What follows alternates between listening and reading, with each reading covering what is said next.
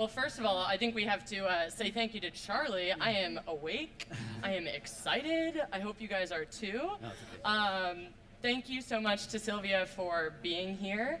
Unfortunately, I don't think either of us have been in Spain as long as Charlie. Yeah. So you got here a few days ago, right? Yeah, I did get here 4 days ago. Super excited to be here. Thank you everyone for making it today. Excellent. So just to start off, in case some people in the audience have not used Pinterest, are not familiar with it, can you give us an overview? What is Pinterest? Absolutely. So Pinterest is a visual discovery tool, and our goal is to help people discover and save creative ideas. It started as a pin board. Evan, one of our co-founders, is an architect, and he was trying to find a way to organize information in a visual way. And organization and content curation led up to the discovery piece, and now we're trying to help everyone around the world become creative. Excellent. Yeah, and so for you in the audience, we've put up a Pinterest board. We're going to be doing more of this later, but I think you can kind of get the sense of what Silvia is talking about, bringing in content from a lot of different sources and really showcasing it in a beautiful and visual way. So as a fun sort of start off, we're going to do a couple of rapid fire questions. Sylvia's going to answer in like a sentence or so. We're going to try. I'll try. And just to get kind of an overview, some basic facts about Pinterest. So I'd love to hear your first pin. So my first pin was, I think I pinned in late 2011 or early 2012, so a long time back. ago. It was a cute little blackboard that you could hang, and you can hang your keys in. And now, 3 years later, it's the first thing I see every time I come home. Because I pinned it, I bought it, and now it's hanging there. So come full circle. Yeah, totally. Okay, second question. How many pins are there? So we have a lot. We have 50 billion pins with a B, American number. Yeah, we have 50 billion pins organized in 1 billion boards. And the cool thing about Pinterest is that all of these pins were brought by people like you and me. Mm-hmm. So just imagine, I try to project, maybe it's from here to the sun. How long, have you estimated how long it would take someone or all of your users, how much time they've spent pinning? It's got to be years of pinning. I definitely need to talk to our data scientists to try and come up with a cool visualization for that. Okay, and so third question, of these pins, what's the most common use that you see people going to Pinterest for time and time again? So a big use of Pinterest is DIY. We're big on DIY. We have huge communities there.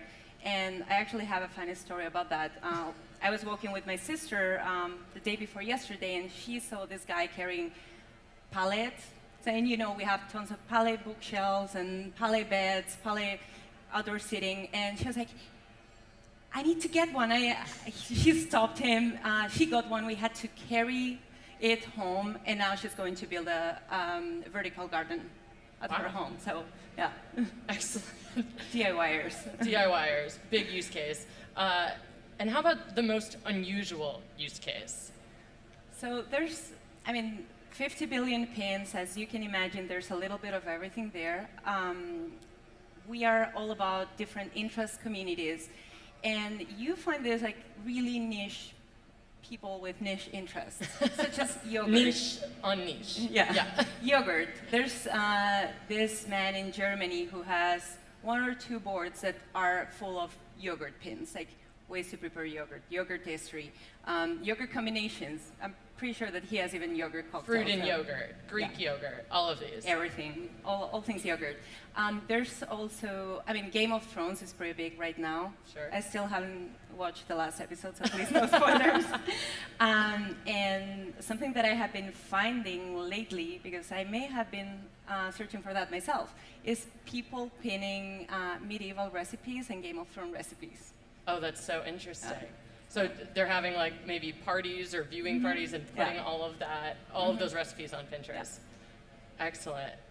Your favorite board? Favorite board? So right now, my own favorite board is one where I collect the books I've read this year. I used to be a huge reader. Now, life is pretty busy and I don't read as much as I used to. So in January, I decided that my New Year resolution would be to read 50 books this year. Pretty aggressive, but kind of on track. I'm at book number 22, so I have the board where I collect all the inspiration for things to read next, and then the board where I see all the things that I've read. That sounds like something I should be doing.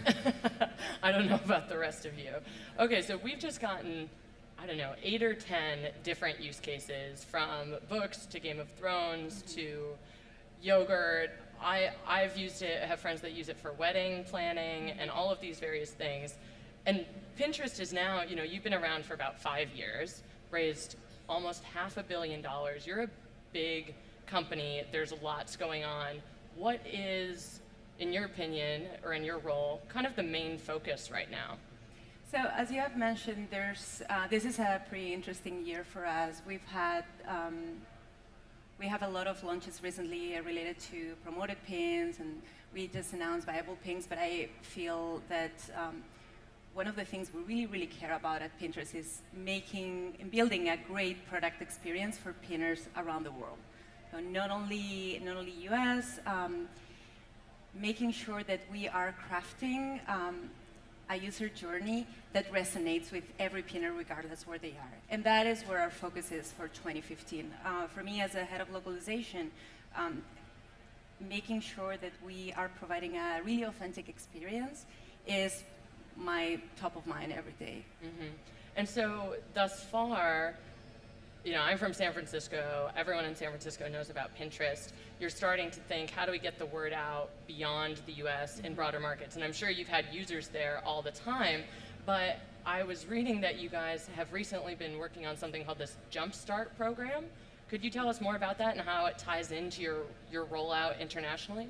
Absolutely. So for those of you who may not have heard about it, because it's fairly new, we have an experiment called Jumpstart, and this experiment is part of our international efforts. We sent a team of 5 to Japan to learn more about the Japanese market and to understand what motivates and what drives users there. As you know, Japan is a very different culture from the US and from Europe, and we believe that by understanding that, we can learn a lot about our users all over the world. To go back to where our international expansion started, we have to go back to 2013. That was the year when we decided, okay, this is the moment to go out there. Mm-hmm. And we started by translating Pinterest into 30 languages. That happened over a period of 5 months, so it was pretty rapid international expansion. And in parallel, we decided which were our strategic markets, and we opened offices and created teams in those markets to, as I mentioned, understand the culture, find the right opportunities, and connect with other users in a more meaningful way. Mm-hmm. Something that, after having had 30 languages for almost two years now, so it's been 2 years since we started doing that, something that we've learned is that the use of the platform is the same everywhere. People use the service to discover things they love, save them, and then take action on the pins, because pins are objects, so you can learn more, you can make those recipes, visit those places, etc. But the content people are pinning is substantially different mm-hmm. in every country. Fashion doesn't mean the same in France as it does in the US. Home decor means something different in Scandinavia from Germany or from Italy. So we are seeing these differences in what our interests mean to people. Mm-hmm. So you guys have actually been present internationally for a long time, had these offices. What's kind of unique about sending this kind of core group of 5 people, from my understanding, mm-hmm. a designer, a couple of engineers? What are they able to do that maybe your regular offices weren't so far? Yeah. So just to understand the difference, our local offices are focused on community, on business development, and partnerships. Mm-hmm. This was the first time that we sent a technical team outside of the US. Okay. As I was mentioning, the use that we see people doing of the platform is pretty much the same across the board. There's always device differences in markets where iPhone has a higher penetration than Android and the other way around. But this is the first time that we're trying to tie content discovery experiences to a local culture. So we want to make sure that we're helping Japanese pinners discover the content they love from the get-go. And this is not the first product customization we do. As I said, the team is still there, so nothing to announce, but we're learning a ton, and the team is working really, really hard to understand what makes Japan different. But we've had other situations where we customize a product to reflect the culture of the country. Like most recently, we changed our landing pages for France, UK, or Japan, because as I was saying, certain things like travel don't mean the same. If you're talking about a weekend getaway in Japan, you can go to Mount Fuji, whereas getting to there from France, it's kind of a two-week vacation. So. Absolutely. My guess is that there was a little competition internally who would be making that from the engineering team, really unique experience to dive into another culture. And I saw that the team was sharing a lot of, how focused they were. They have this image, kind of calendar of sorts on the wall where they're tearing down the days that they're there and saying, okay, we really need to hone in. How did you choose Japan to dive into first? You have all these international markets. What is it about their culture or your business there that makes it attractive? Sure. So when we were thinking about what would be the right fit in terms of market, we wanted to pick a market that was representative of the region. And we also wanted to, since this is the first time that we do it, we wanted to get as many learnings as we could. We all felt that Japan was a great candidate for this because Japan is so different from the US, culturally, language-wise. I mean, if anyone has localized their site, they'll be familiar with the challenges of localizing into Japanese. The way that users enjoy the content is also different. The apps in the market are so different. If you look at the app landscape in Brazil versus the US, you will see that there's a lot of commonalities there. But if you look at Japan, you will see that there's an ocean that divides us. So we wanted to get as many learnings as possible in a short period of time, and then feed them back to the core team and see what we can take for Pinterest as a whole. So you guys really jumped right in. You didn't want to start with a place that maybe was culturally similar to the US. You said, let's go to the extreme and kind of see what we can do. Well, we build the right feedback loops for our product teams and our country teams and just gather all that data. We're big on experimentation. So we look closely at what are the trends in different markets. But we wanted this project to have a big impact in terms of learnings. Yeah. So the Japan kind of project pilot is still going on. Where can we expect to see Pinterest next? Is there going to be a SWAT team coming to Barcelona, or? Well, a lot of people would definitely love to come to Barcelona. Everyone was kind of jealous when I said I was coming.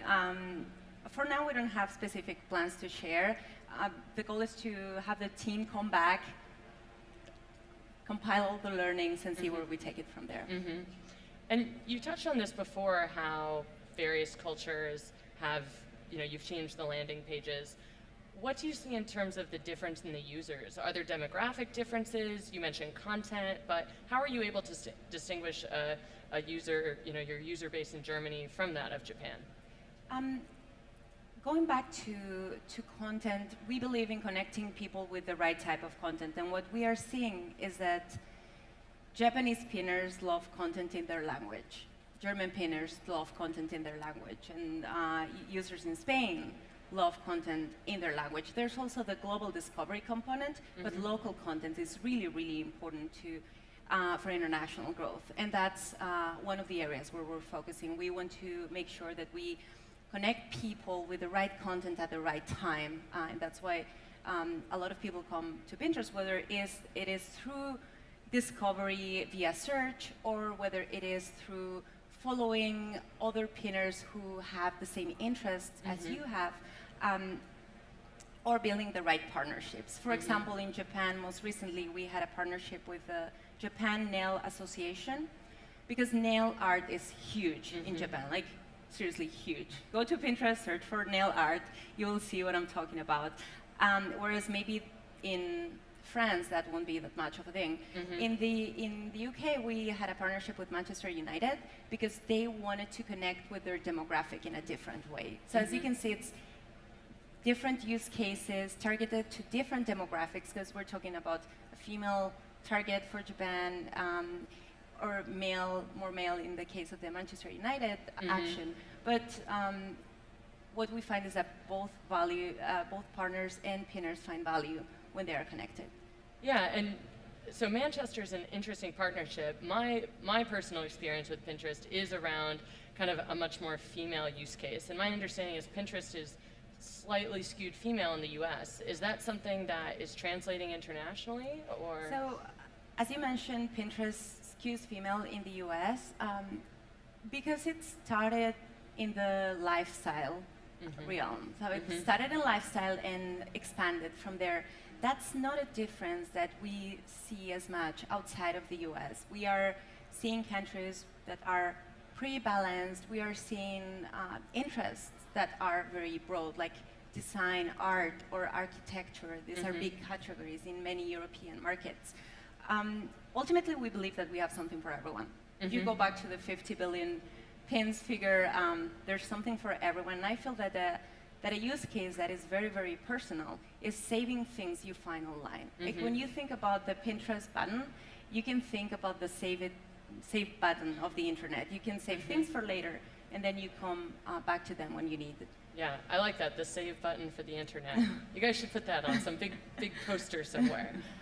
So let's jump into monetization a little bit. Obviously, there's wonderful content on Pinterest, which for a lot of brands or advertisers, just they want to get in there. So what are the ways that Pinterest has done that, both in the US, and do those translate abroad?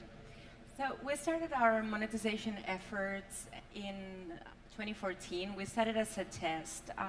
When Ben announced that Ben is our Pinterest CEO, in case you don't know him. When he announced that we were going to start offering promoted pins, he wanted the experience to be relevant, tasteful, and useful. So we wanted to build a great product, and we have been testing that product in the US until we went general availability in January this year. And we have continued learning, and we continue learning, working with partners and advertisers to find what is the best experience for them, and also what is the best experience for the pinners. As I was telling you, we see the same engagement levels in both types of pins. So I think we're doing a good job at keeping the experience very relevant.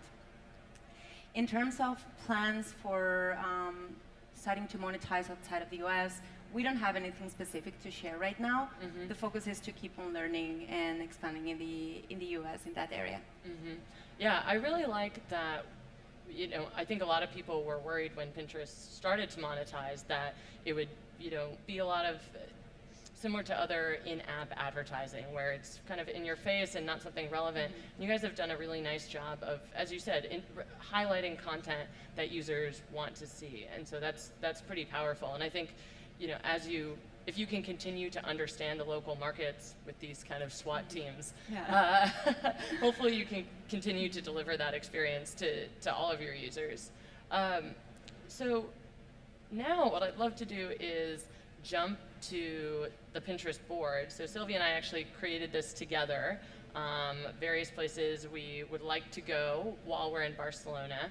And if you don't mind walking us through kind of what we're seeing, and also the more recent additions, rich pinning, etc. Yeah, absolutely. So what you're seeing here is our Sam and Silvia Discover Barcelona board. When we were preparing the trip, we wanted to make sure that, aside from focusing on tech, creativity, music, we also had a chance to discover Barcelona in general, and we put together a collection of pins that will help us do this. So these pins are rich pins. Rich pins are pins that contain more information than just the image and the link to the page it came from. As I was saying before, one of our goals is to make pins useful to fulfill our mission of helping people discover and do things. Sorry, if you can go back to... Pinterest is not Yeah. Foursquare. I did pin some things from Foursquare. I have to say, I use it to find things. So this might be me.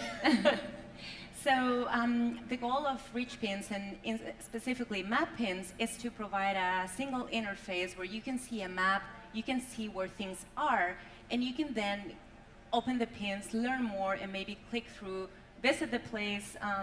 We were having dinner last night at one of the places that's pinned to this board in the Bourne. It was really a really nice dinner. And map pins are not the only rich pin type that we have. As we think about making pins useful, we think about maps, places to visit, we think about articles, things to read, we think about recipes, where we include the ingredients of the pins, or things to cook, and most recently we launched app pins that link directly to the App Store, and we will be launching buyable pins pretty soon. So these will be pins that you can buy directly from Pinterest. And our goal there was to tie the offline discovery experience, where you are seeing this beautifully curated collection of items that you can buy at a store, with how convenient it is to buy online. So it's a seamless checkout, very simple, secure, etc., and it arrives right to your door. That's it. It sounds pretty That's convenient. coming soon in the US for now. Yeah. And so I think actually what we're going to do after the talk is make this board public. It's public right now. It's public right now, so you guys can go on and check out. And can they add to it? Can we enable that? They can send me pins, yeah. Okay. If anyone's interested, just send me pins and we'll add to And you the board. can we can collaboratively build where we're supposed to be going. Yeah. So thank you so much, Silvia. I'd love to open the floor for questions. I don't know if we have a mic ready to be handed around, but while we're getting that, I think we have a question in the back there, if we can get a mic over to them. Your last kind of point got me thinking, Pinterest is one of those products that it's great for everyone. And I personally work with a lot of founders, and when they come in and they say, we have a consumer product, everyone is a target user. Most people are kind of doubtful. They say, okay, you can't just target such a general audience. Did Pinterest start in a specific, you mentioned DIYers are really strong users. Did it start there, or do you choose a specific vertical when you go into a new market to focus on? So Pinterest started in the lifestyle category, so it was mostly about DIY, home decor, fashion, food, etc.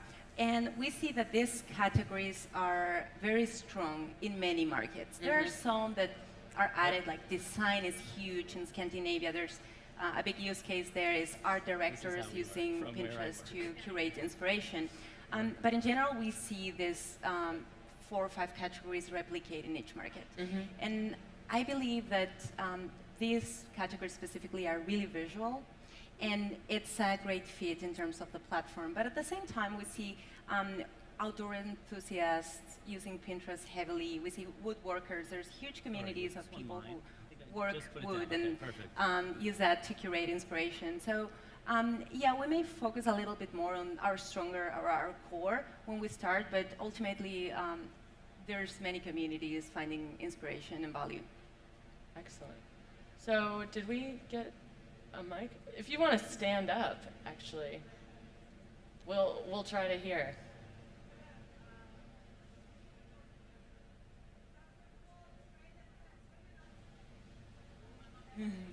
We'll try to repeat what she's saying. She's saying it's great there are women on stage. We think so too. Thank you. Okay, my name is Doris. So it's great to have women on the stage, especially in the tech field. So congratulations to Sónar, and thanks for being here. I sit down. So I'd like to know what's the main revenue streams that you at Pinterest have in the future, apart from promoted pins and collaborations. That's the first question, and the second question is, how will online and web design have to change in order to to fit into this more or almost exclusively image loaded environment? Sure. So first question is, what are our revenue streams aside of promoted pins? For now, that's our only revenue stream aside from funding. As you mentioned, we've had funding, and we recently started monetizing through an ad revenue model. For now, we are going to stick with that ad revenue model through promoted pins. We don't have plans to charge for buyable pins. For example, we want to make pins more useful, and we want to continue enabling both website owners and pinners to find more value in the pins they pin. So we'll stick to promoted pins for now in terms of revenue. Regarding your second question, how should design or website creation change to conform to more visual platforms? I believe that there's a symbiosis between design and the platform, so I see both evolving at the same rate. I would say that actually design evolves faster and then technology catches up.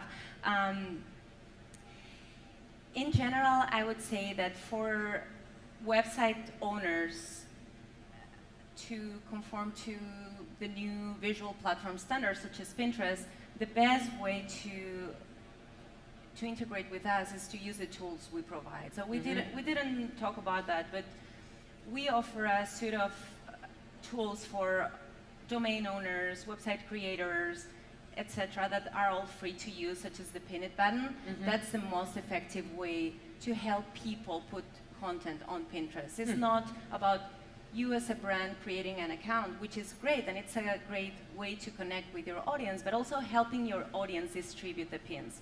For example, the pins, if I pin an article that you wrote, I will be broadcasting that to my 25,000 followers. Then some of my followers will also repin that, and that article will be amplified. If you think that each pin is pinned an average of 11 times, then you see this huge amplification network in the system, and that's something that companies such as BuzzFeed have done very, very well. Definitely. We have another question in the front. Knowing that you're drifting towards ad-based monetization, do you see ad blockers as a threat, maybe a risk? Oh, when you say ad blockers, you mean like browser-based ad blockers, right? Yeah. As I mentioned before, when we started producing promoted pins, what we wanted to do was a product that was mainly tasteful and useful. So we are focused on connecting pinners with the right content at the right time. And the right content at the right time may be a promoted pins. Promoted pins are not ads per se, they are organic pins. So completely organic pin that's a brand may choose to promote at a given point in time. When that promotion ends, that pin still exists in the system, and users can continue repinning. So in ad talk, it's like you have the paid impressions and then the earned impressions, and advertisers are seeing a lot of the latter because the content lives on. Something that Pinterest is really good for is for evergreen content, so content that's not super timely. People will continue pinning pins from 2 years ago, 3 years ago, 6 months ago. Ad blockers are of course a risk, but I feel that if we build a product that's truly great and useful, users won't feel the need to block the ads. Great. Okay, so you mentioned that you Sorry, are going to... where? Oh, there you are. You said that you are going to introduce, to enable users to buy directly from Pinterest. And so my question is, why now? Why haven't you enabled this feature earlier?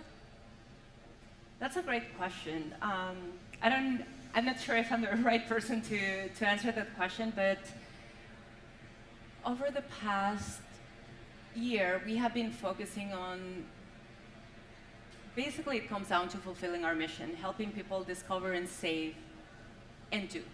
And in order to do things, we had to make sure that people were able to discover great content, and that's why last year we launched guided search. We did huge improvements to our search infrastructure. We also started building our recommendations engine, and as of today, we're serving over 1 trillion recommendations every year. So we wanted to build the foundations of the building before continuing to go up.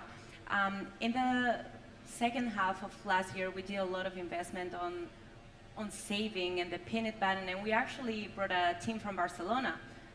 We acquired a company called Icebergs, and they are now our save team. And now we felt that we had those covered, and we could offer a great experience. It's taken us a while to announce viable pins.